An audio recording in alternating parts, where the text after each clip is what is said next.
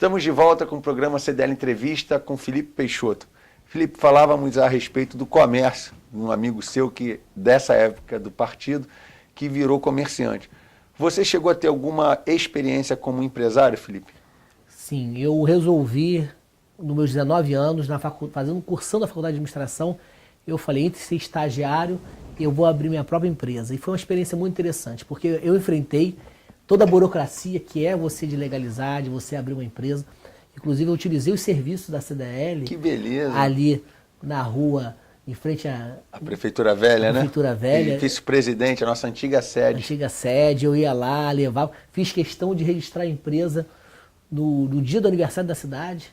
O estatuto levava com a data do dia 22 de novembro. A empresa já foi fundada tem bastante tempo, né? É mesmo? A empresa na época eu tinha 19 anos, então já se vão aí mais de 10 anos, 15 anos. 15 anos de empresa. 15 anos? 15 anos? 15 anos de empresa. Então foi uma empresa que eu montei do ramo de internet, na época era uma coisa muito nova.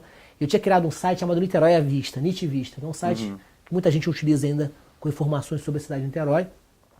E chegou uma hora que eu precisava criar uma empresa para poder administrar esse site. Sim. Aí surgiu a ideia da Internit. Mas acabou que depois eu entrei para o ramo da vida pública, fui ser subprefeito de Caraí. E aí meu irmão estava vindo de Macaé.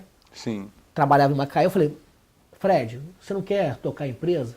E aí ele pegou a empresa, está tocando e tá crescendo bastante. E é uma empresa referencial no segmento, né, Felipe? Hoje é uma empresa assim, que se consolidou como uma empresa de referência. As grandes empresas da cidade de Niterói hoje trabalham, hospedam site, desenvolvem sites através da internet, que é uma empresa de renome na cidade. E não só em Niterói, tem clientes no Brasil inteiro e está sediado aqui em Niterói. E meu irmão vem tocando essa empresa aí.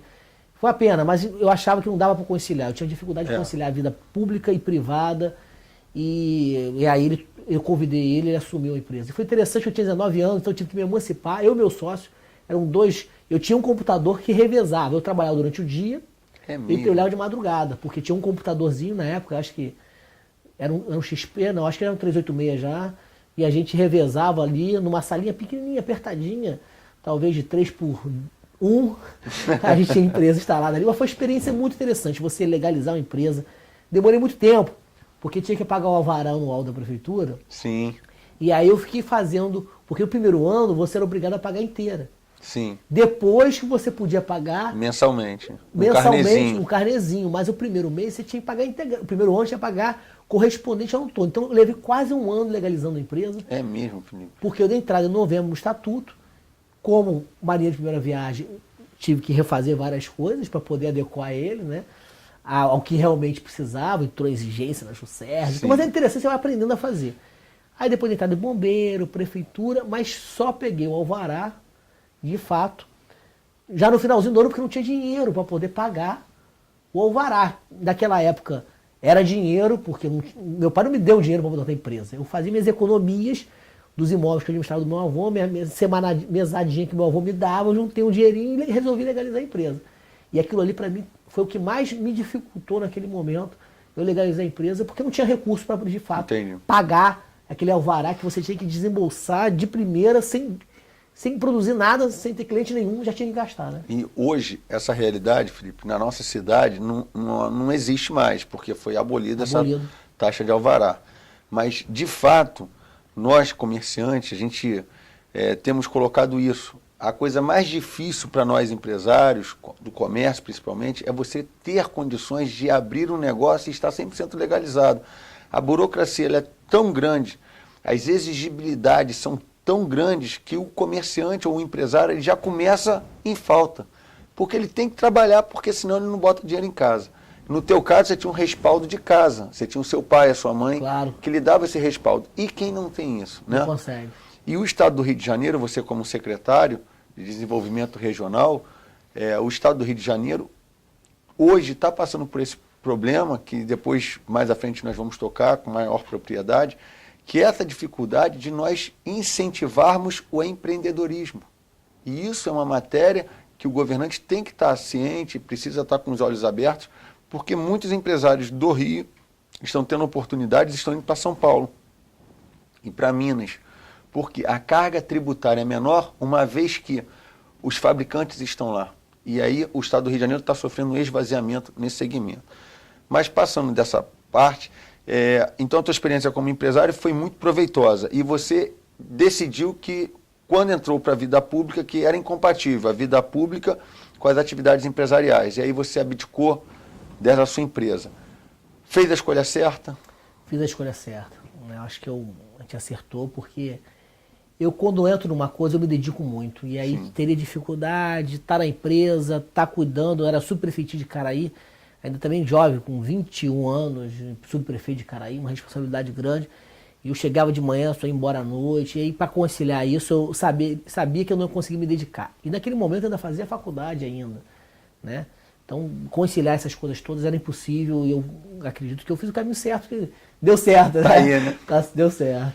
E o teu irmão Fred, se habituou bem à empresa, gosta da atividade empresarial, ou ele também Eu acho melhor gosta do que da vida eu. política? Melhor do que eu. Meu irmão não gosta de política. Apesar de ter militado no Comitê Mirim comigo, a vida dele é mais voltada para a área empresarial. E eu acho que ele foi melhor do que eu. Porque eu era empresário, mas a minha intenção era sempre fazer parceria. Sim. Sempre fazer buscar parceria, trocava informação, fazia site. Então, pagar dinheiro, eu não fui muito feliz. Ele, mais pragmático, né, correndo atrás, com necessidade. Hoje a empresa tem uma grande quantidade de funcionários. Sim. E tem 2 empresas com responsabilidade grande de tocar, pagar todo mês, tem a folha de pagamento dele. A empresa hoje cresceu. Acho que graças ao empenho dele, pessoal, e dos seus sócios, que levaram hoje a empresa estar onde está. Mas assim, eu acho que é mais... Talvez eu abrisse mais portas, mas ele conseguiu abrir portas e também conseguiu aquilo que a empresa precisa ter, que é recursos. Gerar lucro, né? Gerar lucro, né? Para rentabilizar os sócios. Era muito social, era muito... Era mais político do que empresário. Aí leva a empresa para falência. E a vida pública? Vamos falar um pouquinho da sua primeira candidatura. Você foi vereador dessa cidade por 3 mandatos, inclusive na última eleição, o mais votado da cidade. Como é que foi se lançar candidato? Era prefeitinho de Caraí, se lançou para vereador. Como é que foi essa jornada aí, Felipe? Eu fiquei muito na dúvida se eu viria ou não candidato a primeira vez. Eu já estava com meus 23 anos, 22 anos, e estava na dúvida se eu viria. E a gente resolveu vir candidato. Meus pais ficaram loucos. É mesmo? Meu Deus do céu, meu filho político. E aí o argumento que eu utilizei para convencê-los foi o seguinte: se as pessoas de bem não participam da política, quem é que vai participar da política? É o mesmo raciocínio que eu tenho, Felipe. E eu acho que é importante as pessoas participarem da política. Então consegui convencer meus pais. E aí vim candidato a primeira vez para ter na faixa de 1.000, 1.500 votos. Se tivesse 2.000 votos era muito bom.